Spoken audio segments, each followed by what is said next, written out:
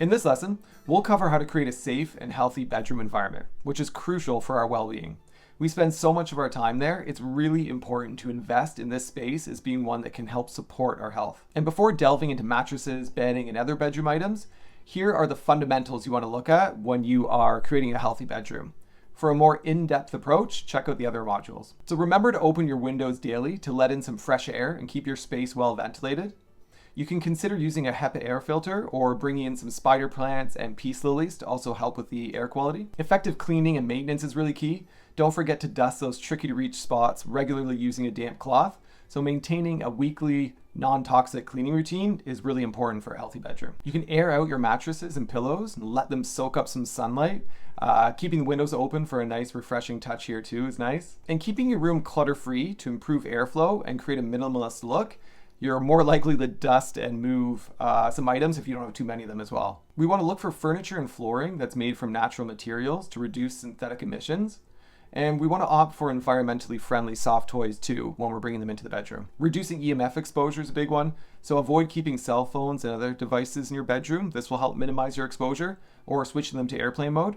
And unplugging all electronics in the immediate vicinity, 6 to 8 feet of your bed, is going to help dampen the electric field exposure here too. Also, be wary of electric blankets. They often have extremely high sources of radiation, and they've been linked to things like miscarriages and leukemia. Electric beds also fall into this dangerous category as well. If you use your phone as an alarm, consider switching to a cheap battery-operated alarm clock. And if you need to use your phone for emergency calls, then place your mobile in another room where you can still hear it, or consider a corded landline. And we go over all of this and more in the EMF module. In talking about some specific products in the bedroom, we want to start with the mattress, because this is at the core of a safe bedroom environment. The problem with some mattresses is that they contain chemicals like formaldehyde, which is used to prevent creases, but linked to respiratory issues, skin irritation, and cancer. Flame retardants, so these are used to obviously reduce fire risks, though their effectiveness is definitely up for debate, and they're associated with cancer, birth defects, and neurological and reproductive disorders. And other stain-resistant chemicals can be toxic to our bodies as well. So when choosing a new mattress, make sure it meets the following criteria. We want to opt for mattresses made from natural fibers like cotton, hemp, wool, or 100% natural latex. For those dealing with asthma or dust mite allergies, latex is going to be your best bet. You can go with a whole latex foam mattress, or you can just get a latex mattress topper, depending on your budget. Just be sure that it is 100% natural latex and doesn't have any petrochemicals in it, so you want to be careful of Talalay latex. Also, be careful of labels saying made with organic natural latex.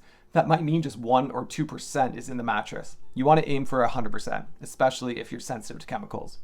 And I would avoid wool too. They can provide an ideal breeding ground for dust mites, and they compact easily, so you're going to lose some support issues over time. And avoid importing mattresses from Asia, as in the past, they've been found to contain formaldehyde and other fumigants. Not great for our health. If the budget is tight or you don't want to purchase a new mattress right away, simply opt for a natural mattress topper, ideally natural latex here. Being careful not to purchase PVC mattress protectors, as they can release platelets, which are plastics with estrogen-like properties. A great tip to keep your mattress healthy is to expose it to air and sunlight. So expose a new mattress to sunlight for a week before use. This is a great idea. And airing your existing mattress out once a season on a dry, warm day is going to really help.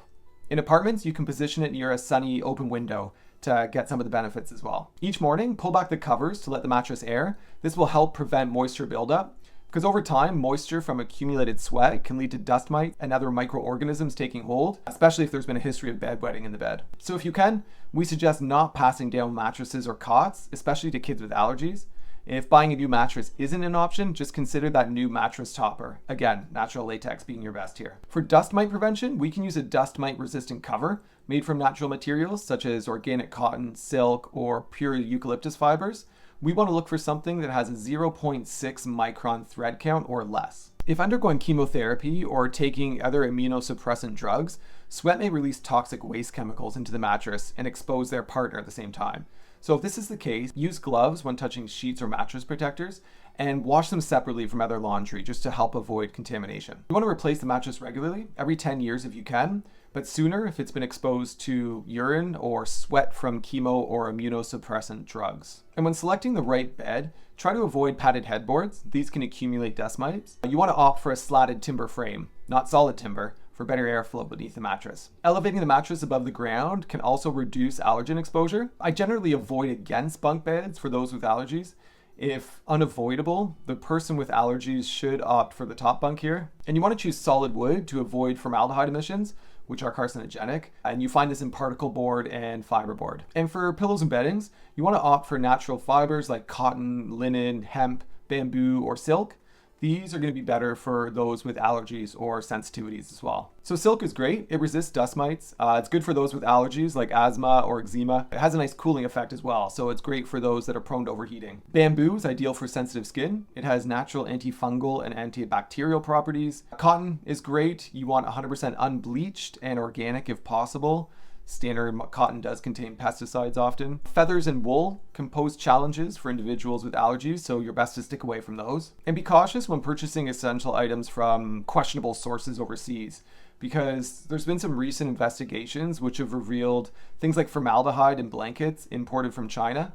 And we also want to make sure we're avoiding synthetic materials, things like wrinkle-free labels, because they're just treated with a bunch of chemicals that doesn't make it healthy at all. And pillows are the same. We want to opt for natural materials like 100% natural latex, wool or cotton blends, bamboo, hemp, buckwheat hulls. These are all good. Avoiding feather and wool, again, with pillows is good if you suffer from allergies. I personally recommend 100% natural latex pillows as they're dust mite resistant, they keep their shape for years, and they're super comfortable. It's just important to confirm that they are 100% natural latex to avoid blends with synthetic materials like petroleum-based fake latex or memory foam. Now for pillow maintenance, you want to expose your pillows to sunlight regularly. For latex pillows, air them in the shade though, rather than in direct sunlight.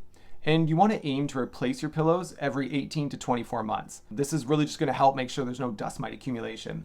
If it's a natural latex pillow, you can get away with 5 years with some airing out as well. Laundry tips. Refer to our laundry module for guidelines here, but generally avoid laundry products that contain fragrances, optical brighteners, and fabric softeners. And we want to wash sheets, pillowcases, and blankets in really hot water every week. Washing new bedding several times before using it to remove any residual chemicals on there is another good option. And be wary of vague claims from brands. So for example, if a brand claims to be made with natural cotton, it can mean that it's some blend of natural cotton and synthetic cotton. And maybe it's only got 1% of natural cotton in there. So it's important to go through brand materials really carefully and check these things and pay attention to the wording. When in doubt, you can reach out to the brand themselves and ask them the questions. There are certain certifications that we can look out for to guarantee the safety and sustainability of the product. So for example, GOTS ensures organic farming and fair working conditions and an organic product. Okeotech Standard 100 guarantees no harmful chemicals and fair trade practices. So these are two good ones to look out for. And there are also certifications that are important from an environmental protection standpoint. So certified fair trade, this supports reasonable companies and environmental protection. And there's Green Guard certified. These products meet strict chemical emissions limits. Now for the little ones, ensuring a safe sleeping environment for children is totally crucial. The guidelines above are very important. In particular, opting for natural materials for all bedding components, just to help support that healthy development and reduce exposure as much as possible, because as we've mentioned earlier, children are much more vulnerable to these effects from these toxins. So in conclusion, prioritizing natural materials and avoiding harmful chemicals, we can really create a healthier environment that is going to support our health and well-being as we're trying to rest and rejuvenate. And remember, making these changes doesn't have to happen overnight. Take your time, do your research, and just make informed decisions that are going to fit your budget and lifestyle as you can do them. Your health is really going to thank you. Check out the downloads to find our recommended products, and in the next lesson, we're going to go over creating a healthy kitchen.